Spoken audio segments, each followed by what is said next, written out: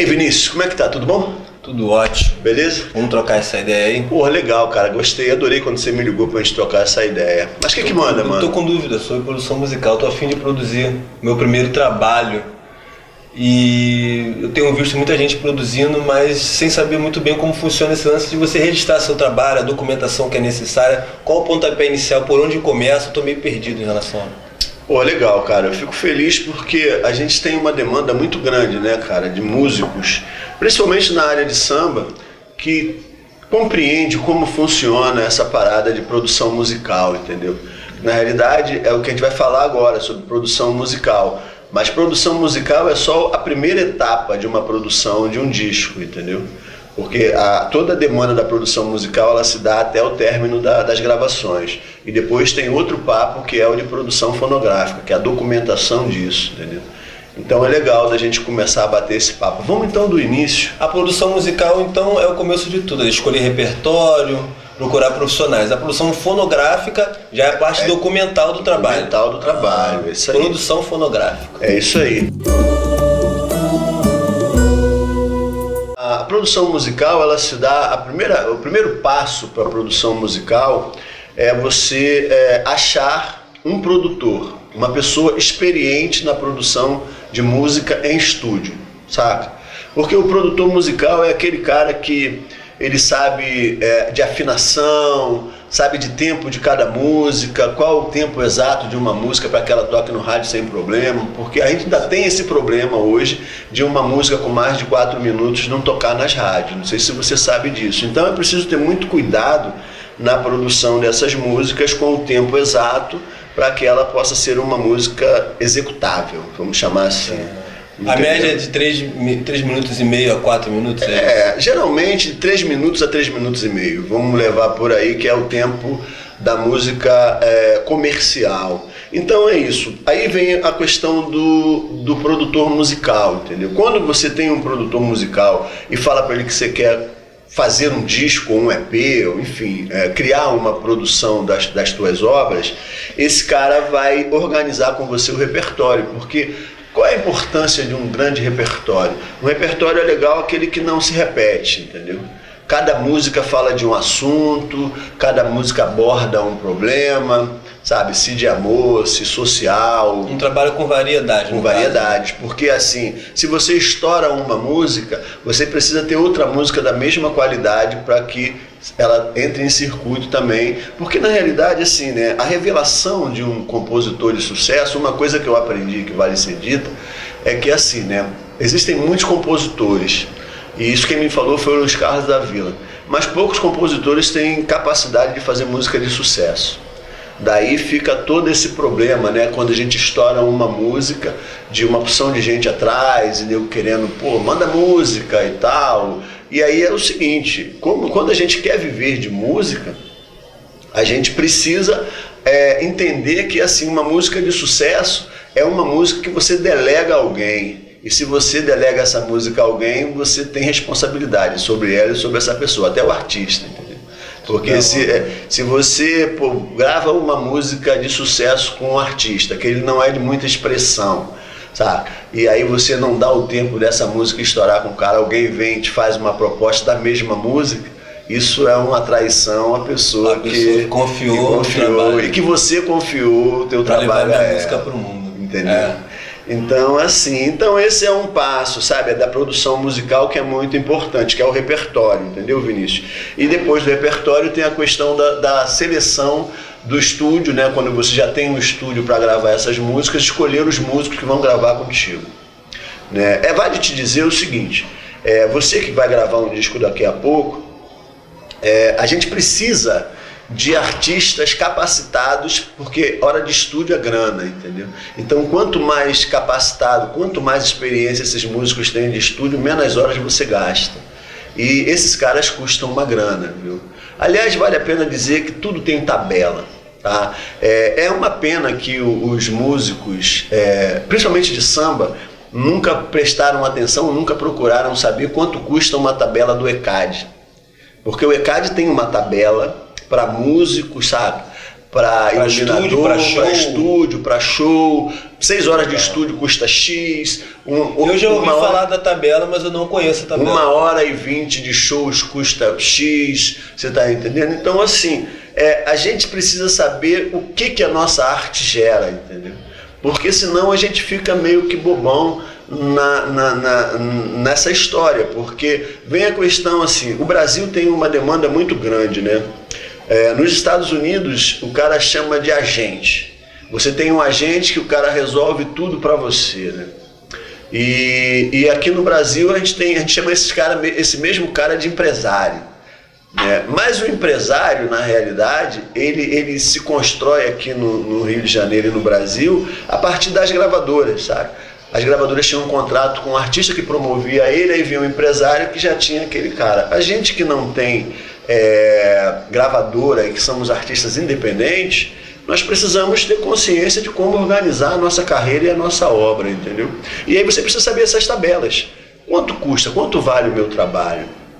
Porque aí você vai dar aos artistas que te acompanham, sabe? Que são os músicos, que são os arranjadores, todos são artistas nas suas áreas.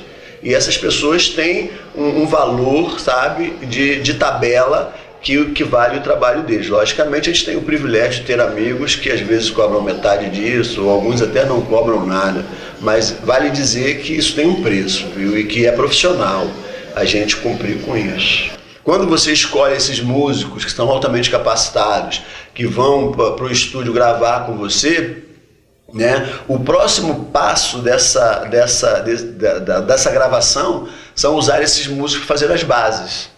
Né, que eu acho que é o primeiro passo, né, realmente concreto para início de uma gravação. Que o samba, principalmente, é aquele, né, que você bota a bateria, um tantã e os instrumentos de harmonia de base mesmo, de base só conduzindo para a gravação a vera de bateria, geralmente bateria, surdo e tantã, né? E depois o bateria, surdo e pandeiro. E pandeiro, porque aí depois as coisas vão se complementando. Tudo a partir daí é que começa a se encaixar, né? Que esses instrumentos de percussão é que conduz a levada dessas músicas. Então uma voz guia, surdo, tantã e pandeiro, cavaquinho e violão é a base. Mas o cavaquinho e o violão é guia também. É guia também, depois isso é refeito. Eles estão ali na gravação, mas para eles dar suporte, para entrar os outros instrumentos, os outros músicos. Que aí depois, na realidade, cavaquinho, violão, piano, isso entra quando as bases de percussão todas já estão prontas, porque aí a condução da música está garantida, né? E as harmonias vão dar swing, né? E harmona para a canção, né? Esse é o passo das bases, né? Porque aí depois das percussões toda pronta, aí vem violão, cavaquinho, pianos, sopros e tal. E depois de tudo pronto, entra os coros, os corais. Que aí tudo terminado, você entra por último com a voz a vera, entendeu? E a partir daí, a partir da voz, né, o que acontece? Está praticamente feito a gravação, terminado o processo de gravação no estúdio. O que vai acontecer depois é que esse produtor musical, o maestro e o operador de som vão partir para mixagem. Mixagem e masterização, né? Porque a mixagem, na realidade, é você pegar todo esse corpo de instrumentos que estão ali e fazer a magia que acontece no samba, né? É você colocar todos eles na mesma frequência, com destaque para cada um, para uma introdução de um pandeiro, para a introdução de um repique de Quem faz isso é o produtor, é o regente, é quem? É o diretor musical, que começa a conduzir tudo. Aumenta aí um pouquinho esse tantã aqui, ó, essa condução aí, ó, dá um gás aqui e tal. Tá entendendo? E aí isso tudo começa a dar um corpo na música, né? Porque na realidade a gente mostra uma música sem harmonia e sem nada, ela é uma coisa, né? E quando você coloca dentro dela todas as harmonias e percussões, vira uma outra coisa, né? Tem as introduções que você vê aí que se tornaram antológicas, né? Quando você ouve a introdução, tu já sabe qual música que é e tal. Então, essa eu já assisti trabalhos da galera vibrar quando a introdução entrava, né? É isso aí. A introdução começou a galera reagir a introdução. Então, passado, finalizado, mixado, masterizado, vem a parte fonográfica. Aí sim, mas vale a pena dizer, antes da gente concluir tudo isso, que todo esse processo tem um custo, entendeu? Todo esse processo tem um custo de valores, tá? O valor que você paga ao produtor musical, o valor que você paga ao arranjador para fazer os arranjos, ao diretor. O valor, todo mundo tem um cachê organizado, você está entendendo? E aí é o seguinte, isso tem um custo, sabe? Todo esse custo dessa produção musical, ela se encerra na masterização. Tá? Porque a parte musical está gravada lá, você já tem um produto artístico. E agora como é que você faz? Aí a gente vai para a segunda etapa desse bate-papo da gente, que é o seguinte: agora a gente fala de um outro processo da produção musical, que deixa de ser a produção musical estritamente para a produção fonográfica. Você vai gerar documentação dos fonogramas. Fonograma é cada faixa que está dentro e a ficha técnica de cada faixa. Sim, cada músico que participou de cada faixa. Isso documentar todos os músicos. Isso é produção fonográfica. E aonde eu vou fazer a produção fonográfica? Eu pego o documento dos músicos que participaram de cada faixa, a faixa, tudo pronto, mixado, masterizado. E o que eu faço com isso? O material. Então, Vinícius, o que acontece com a relação da produção fonográfica, o que vale dizer...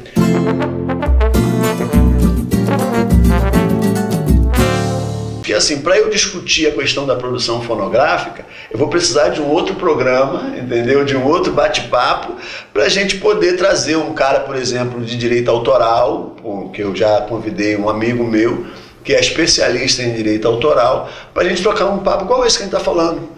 O que eu tenho visto, assim, o meio que eu transito, que é o que a gente transita, que é o samba, o sambista pecando por ignorância mesmo, né? Hoje foi esclarecido para mim muita coisa, como por exemplo, gravar um disco é só o primeiro passo. Primeiro passo. Um disco pronto, ele é só um passo. Eu preciso ter o registro dos fonogramas, eu preciso ter o ISRC das músicas para me calçar. Então é possível sim você fazer a sua música dar retorno. Você mesmo, nós mesmos podemos fazer isso. Isso aí. Então, se você gostou desse bate-papo aqui comigo e o Vini Santa Fé, dá um like aí no nosso canal, valeu? Dá um joinha aí pra nós. Dá um joinha e ativa o sininho para receber notificação. E espera o seguinte, nosso próximo bate-papo vai ser sobre produção fonográfica, igual esse papo que a gente tá trocando com o Vinícius aqui. Se serviu para você esse nosso bate-papo, segue a gente aí, indica pros amigos, valeu? Abraço aí. Beijo. E o meu castelo tem um quarto só, e amianto pra cobrir minha cabeça. Meu guarda-roupa é feito de uma só gaveta, e mora lá o passarinho verde da esperança. Quem tenta incessantemente alcança sim. Foi no balanço das andanças que aprendi a sobreviver. Quem tenta incessantemente alcança sim. No balanço das andanças aprendi a sobreviver. Vida dolorida pra lá de sofrida, pra encher a barriga é preciso suar. Banho de caneca, passe pro boteco, água de cerveja pra anestesiar. Valeu-me poderoso Deus, olha pra esse pobre aprendiz.